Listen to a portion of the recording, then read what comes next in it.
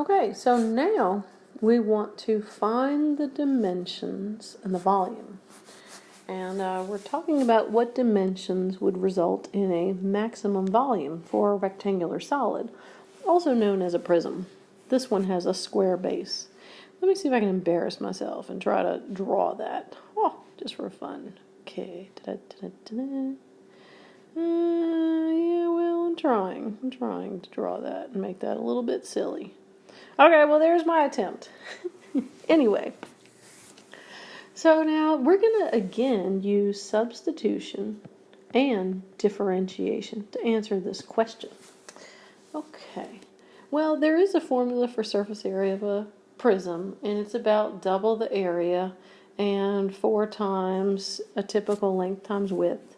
Here, we're going to say, since this is surface area of a rectangular solid, that we've got this formula.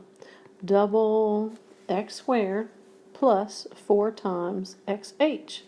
Well, now we were told what that surface area was, and we're told that our surface area here is 508 square feet. Okay, so we know that. And what else? Well, we're looking into a maximum volume. There's a formula for volume of a prism, and that would be the area of the base times the height. In this case, well, we've got a square base, and our volume will be, as usual, 3-dimensional, normally length times width times height. We're calling it x squared times height. So to use the substitution, the easiest target here would be h. Let's get that h all alone. So if I want to get h all alone, I'm going to move double x squared out of there. I'll move it with subtraction.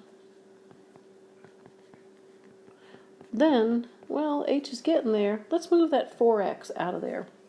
And I'll move it with division. Okay. Now I realize that there is a common factor of 2 between all 3 terms, but I'm just going to pretend like that's not there because it is kind of abnormal. What I'll do with this, now that I know a version of h, I'm going to make a substitution. In h's spot, we'll put 508, take away double x squared, all over 4x. So let's go plugging this in. Okay. So what happens to our volume formula?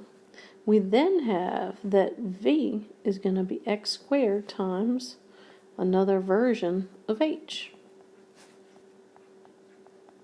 And of course, we want to simplify this before we differentiate because you know I do not need the product and the quotient rule combined. But this x squared is the same as x squared over 1. So we could just multiply. And there's something else. We do see that there's a common factor of x between top and bottom. I can cancel this x with that x and say I've got more x's up top, that I've got one more x up top. After we do simplify, now maybe I'd like to go ahead and multiply that x in. I would have 508x minus 2x cubed, and this would all be over 4. Well, we can work with that a little bit more. That 508, if we were to divide 508 by 4, that gives us 127x. And of course, negative 2 divided by 4 is just negative a half, which just for fun, I'll call that negative 0.5. Okay, so now I'm ready to go ahead and differentiate. When we do take the derivative, what we've got is 127.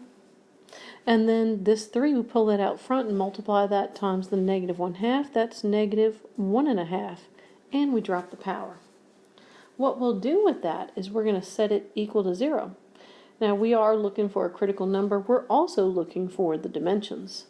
So I've got 127 minus 1.5 x squared equals 0.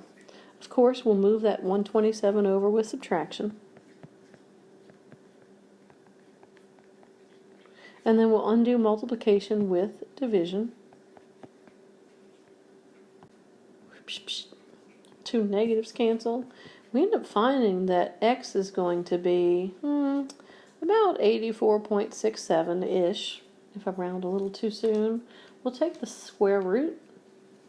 Oh, okay, so x is approximately 9.2. Normally we'd say plus or minus, but this is a physical object. So then the dimension x is going to be 9.2.